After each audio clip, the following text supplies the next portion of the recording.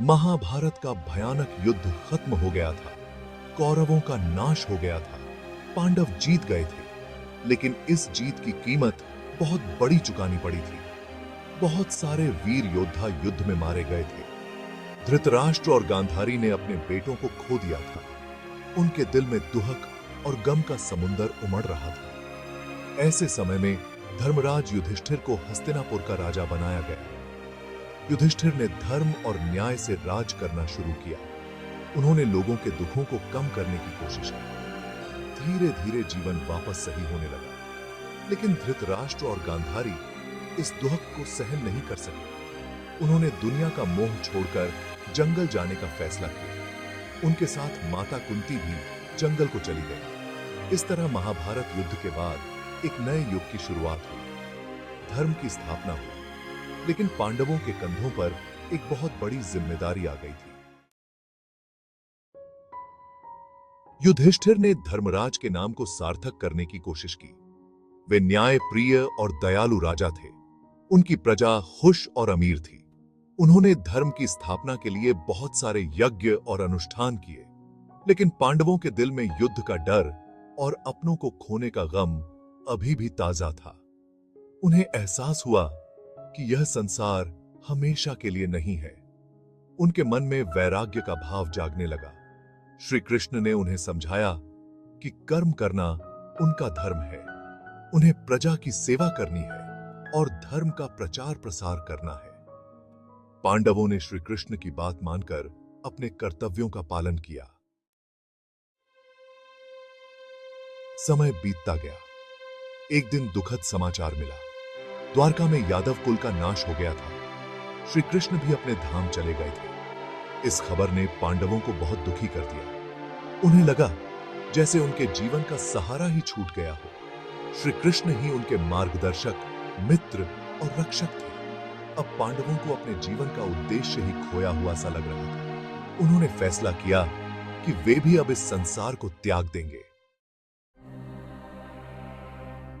द्वारका नगरी समुद्र में डूब गई थी। यह खबर सुनकर अर्जुन को बहुत धक्का लगा। यह वही द्वारका थी जिसे उन्होंने श्री कृष्ण के साथ मिलकर बसाया था। अब वह नगरी जल समाधि ले चुकी थी।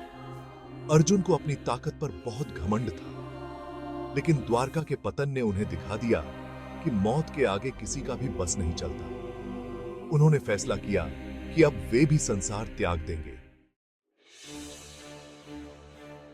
पांडवों ने हस्तिनापुर छोड़ने का फैसला किया। उन्होंने राजपाट अभिमन्यु के बेटे परीक्षित को सौंप दिया।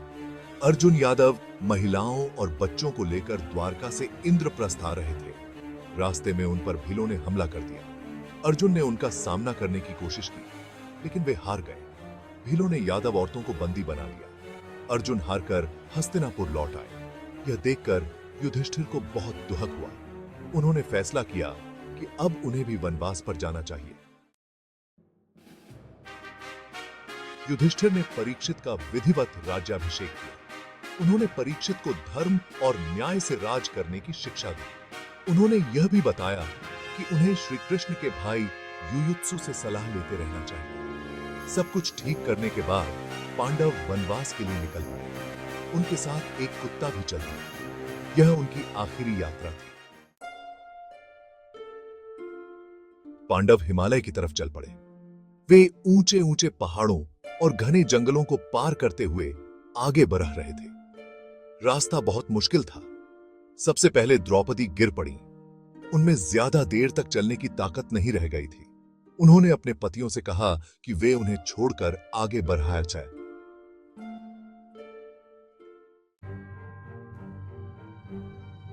एक एक करके सभी पांडव भी गिर पड़े।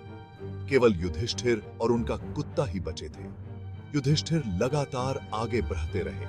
तभी उनके सामने इंद्र अपने रथ में आए। इंद्र ने युधिष्ठिर से कहा कि वे उनके साथ स्वर्ग चले। युधिष्ठिर अपने भाइयों और द्रौपदी को छोड़कर स्वर्ग जाने को तैयार नहीं थे।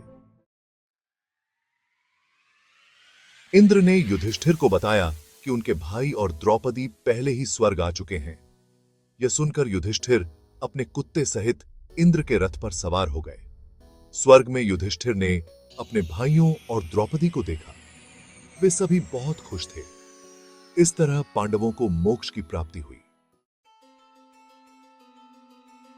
महाभारत सिर्फ एक युद्ध की कहानी नहीं है, यह धर्म और अधर्म, प्रेम और नफरत, त्याग और मोह की कहानी है।